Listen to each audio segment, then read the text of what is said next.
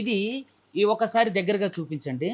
27వ తారీఖు 3వ నెల 2026 తారీఖున నేను కంప్లైంట్ పెట్టింది ఎప్పుడండి?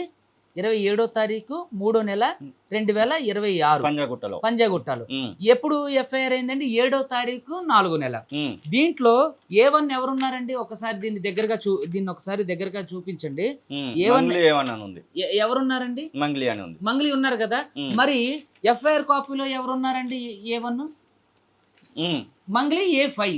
ఇది ఎలా సాధ్యమవుతుంది? తెలంగాణ డిపార్ట్మెంట్ లో ఆ రోజు నాకు ఇచ్చినటువంటి రిసిప్ట్ ఇది. ఇప్పుడు ఎవరైతే ఇది ఉందో దీంట్లో ఎందుకని మంగ్లీ A1 గా ఉన్నటువంటి మంగ్లీ ఎందుకు A5 గా మారారు? ఇది కూడా ప్రజలందరూ గమనించాలి. సో ఇక్కడ నేను ఏం చేస్తున్నానంటే ప్రతి స్థాయిలో ఇది అసలు ఇంకోటి ఏంటంటే దయచేసి ప్రజలందరూ గమనించండి, ఇది మధు సైన్ కాదు. మధు ఇది ఏ తారీఖు జరిగి ఇప్పుడు ఏప్రిల్ 30వ తారీఖు ఈ డాక్యుమెంట్ కొంటే ఏప్రిల్ 30వ తారీఖు డాక్యుమెంట్ కొంటూ జైల్లో ఉన్న మధు ఎప్పుడు వచ్చి సంతకం పెట్టిండండి? ఏప్రిల్ 30వ తారీఖు డాక్యుమెంట్ కొంటే జైల్లో ఉన్న మధు ఎప్పుడు వచ్చి సంతకం పెట్టిండు? ప్రజలు దీన్ని అర్థం చేసుకోవాలి. ఎప్పుడు జైల్లో ఉన్న మధు వచ్చి సంతకం పెట్టిండు? జైల్లో ఉన్న మధు వచ్చి సంతకం పెట్టి చక్కగా హాయిగా కారులో వచ్చేళ్ళిండా? అసలు మధు సంతకానికి దీనికి ఏమన్నా సంబంధం ఉందా? దీంట్లో ఉన్నటువంటి ఎప్పుడు ఎవరైతే అడ్వకేట్ సార్లు ఉన్నారో మీరు కూడా కొంచెం దయచేసి ఈ జ్ఞానాన్ని ఉపయోగించి దీని మీద కొంచెం సుదీర్ఘంగా చేసి తప్పులు చేయకోకుండా అయినా సరే అక్రమాలు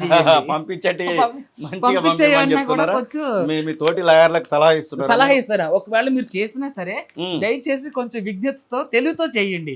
ఇట్లా దొరికిపోయేటట్టు చేస్తే అబస్పాలు అయ్యే అవకాశం ఉంది. కాబట్టి మొత్తం మీద ఈ 25 లక్షల రూపాయలు ముట్టింది నిజమే, కానీ అవి రిటర్న్ పోయినా పోలేదా అంటే మీకేమనిపిస్తా ఉంది? నాకు తెలిసి అవి కాకోకుండా మిగతా వాళ్ళ మంగ్లీ గారికి సంబంధించిన బ్యాంక్ ఏవైతే ఎన్ని బ్యాంక్ అకౌంట్స్ ఉన్నాయో, వాళ్ళ కుటుంబానికి సంబంధించి ఎన్నైతే బ్యాంక్ అకౌంట్స్ ఉన్నాయో, వాళ్ళ ఓన్ బ్లడ్ రిలేషన్స్ వాళ్ళకి ఎవరికైతే ఎన్ని అకౌంట్స్ ఉన్నాయో వాటన్నిటిని కూడా ఈఓడబ్ల్యూ వాళ్ళు అంటే నిడివిగా చెక్ చేస్తే ఇంకా చాలా రహస్యాలు బయటపడడానికి అవకాశం ఉంది.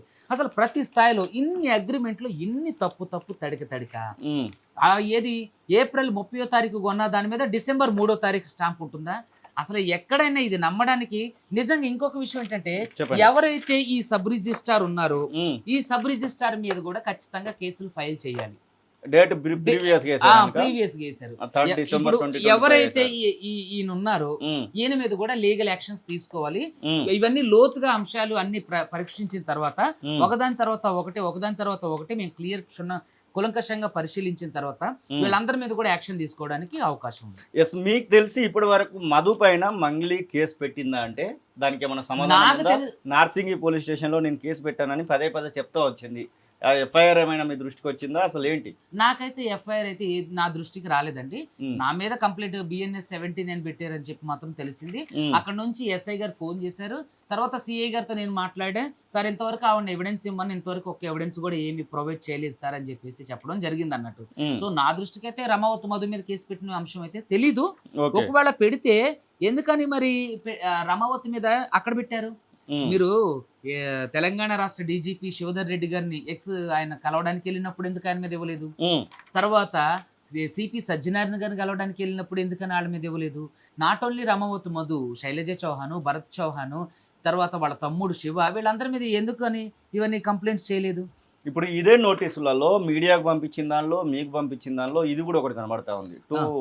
సుబ్బారావు, ఇది మీకు ఆల్రెడీ అంది ఉంటుంది, దీనికంటే ముందే అంది ఉండొచ్చు. 26/3/2026 తారీఖు రోజే మీ పైన డిఫమేషన్ వేసినట్టు కనబడుతుంది. నాకు మాత్రం ఇది ఈ రోజే అందిందండి. మీరు ఇప్పుడు పోస్టల్ డిపార్ట్మెంట్ లో సైన్ అయితే చూస్తాం కదా, సో ఆ రోజే అందింది. 26వ తారీఖు 3వ నెల. సో 26వ తారీఖు 3వ నెల అంటే మరి ఇప్పుడు వరకు కూడా అందకుండా ఎలా ఉంటుంది? ఇన్ని నెలలు ఈవిడ ఈ డేట్ కాదు మనం చూడాల్సింది. వీళ్ళు ఎప్పుడైతే మనకు పోస్ట్ చేశారో ఆ పోస్ట్ డేట్, ఆ పోస్టర్ లో పోస్ట్ డేట్ కూడా నేను చూసేటువంటి ప్రయత్నం చేస్తాను. మరి ఇప్పుడు 26వ తారీఖు 3వ నెల 2026వ తారీఖు ఆవిడ డెఫమేషన్ సూట్ వేశారండి. ఇక్కడ పోస్ట్ డేట్ వచ్చేసి 6/5/2026 తారీఖు అని ఉంది. ఇదిగోండి క్లియర్ గా ఇక చూడండి, ఈ 6/5/2026 అంటే చూడండి ఇందులో కూడా ఫ్యాబ్రికేషన్, ఇందులో కూడా మోసమే, ఉమ్. ఇందులో కూడా అంతా మాయా ఏది మీకు ముందు ముట్టలేదా? లేదండి. నాకు ఈ రోజే వచ్చింది ఈ దసరా. ఇగోండి దీన్ని అయితే ఇంకా ఓపెన్ కూడా చేయలేదు. ఓకే. నేను సైన్ చేసిన డేట్ కూడా చూసుకోండి. ఉమ్. ఈ రోజు డేట్ ఎంత అండి? 8వ తారీఖు 5వ నెల 2026. ఓకే. మీరు పోస్టల్ డేట్ కూడా చూసుకోండి. ఇంకా దీన్ని అయితే ఇంకా నేను ఓపెన్ కూడా చేయలేదు. ఉమ్. నాకు ఇందాకే పోస్ట్ మ్యాన్ మా వాచ్మెన్ తో తీసుకుని వచ్చి పోస్ట్ మ్యాన్ ఇచ్చేలేండు. ఓకే. ఇక్కడ ఏమని ఉందండి? ఉమ్. 6వ తారీఖు 5వ నెల 2026. ఉమ్. ఆవిడ డేట్ ఏముందండి? 26వ తారీఖు 3వ నెల.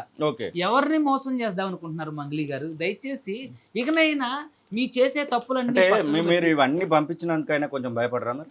భయమా? మరి ఇన్ని పేపర్లు వచ్చాయి కదా.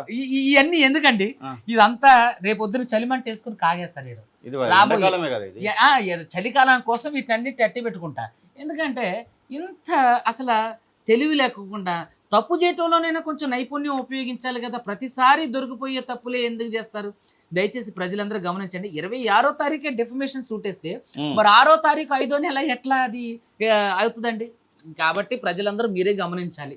ఫైనల్ గా ఏం చెప్పదలుచుకున్నారు? ఇవన్నీ మీ కూడా- క్లయింట్లకు ఎట్లా మీరు న్యాయం చేయబోతా ఉన్నారు?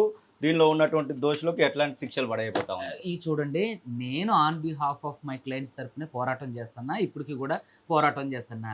నా క్లయింట్ల తరపున పోరాడుతున్న నన్ను భయపెట్టి మభ్యపెట్టి మీడియా దృష్టిని మరల్చడానికి, మీడియాను కూడా నోరు నొక్కేయడానికి మంగ్లీ గారు చూస్తున్నారు. I don't care. నేను అసలు ఎలాంటి వాటిని లెక్క చెయ్యను. సుబ్బు వీటికి భయపడేవాడు కాదు. ఖచ్చితంగా వీటన్నిటిలో ఉన్న తప్పులన్నింటినీ కూడా తీసుకొస్తాం. వాటన్నిటికీ కూడా మంగ్లీ గారు కోర్ట్ ఆఫ్ లా ద్వారా సమాధానం చెప్పాలి. అప్పుడు ఏం సమాధానం చెప్తారో మనం డిసైడ్ చేద్దాం. ఫైనల్ గా ఉమ్. మెటా ప్లాట్ఫామ్స్ అన్నిటికీ ఈ లీగల్ నోటీస్ లో పేరుంది. ఉమ్, యూట్యూబ్ ప్లాట్ఫామ్ కి ఈ యొక్క లీగల్ నోటీస్ లో పేరుంది. ఉమ్. మెటా ప్లాట్ఫామ్స్ కి యూట్యూబ్ కి ఇట్లా లీగల్ నోటీస్ పంపించడాన్ని ఎట్లా చెప్తారు? ఇదంతా ఒక పైశాచిక చర్య.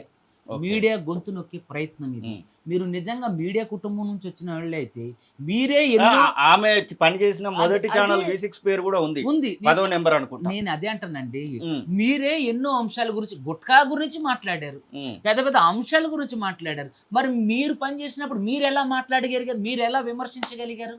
దానికి సమాధానం చెప్పండి. మీరు జర్నలిస్ట్గా పనిచేసినప్పుడు ఇలాంటివన్నీ ఎలా చేయగలిగారు?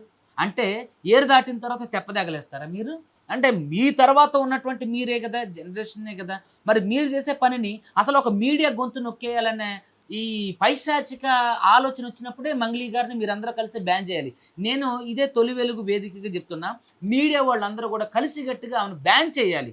ఏదైతే ఆవిడ తప్పు చేసిందో ఈ నోటీసుల్లో కానివ్వండి, ఏది ఈ రిజిస్ట్రేషన్ డాక్యుమెంట్లో కానివ్వండి, వీటి తప్పులన్నింటినీ కూడా ఆవిడ బహిర్గతంగా చెప్పాలా. దాని మీద వివరణ ఇవ్వాలా. సో ఖచ్చితంగా మంగ్లీ గారి మీద ఎక్కడా తగ్గేదే లేదు. మంగ్లీ మా గారి మీద లీగల్ యాక్షన్ తీసుకుంటాం. నేను వేసిన డెఫమేషన్ సూట్కి కూడా ఆవిడ సమాధానం చెప్పాలి. ఖచ్చితంగా ఎక్కడ కూడా మంగ్లీ గారు తప్పించుకోవడానికి అవకాశం లేదు. బాధితులందరినీ కూడా భయపెట్టి ఈ అడ్వకేట్ సుబ్బున్ అనే వ్యక్తి ద్వారా భయపెట్టేసి కామ్ అవుతారనుకుంటున్నారు. నాకు కేసులో నుంచి నన్ను తీసేయనంత వరకు, ఉమ్. నేను కేసులో ఉన్నంత వరకు, నేను శక్తి వంచన లేకుండా నేను ఏం చేయగల అంతవరకు కృషి చేస్తాను.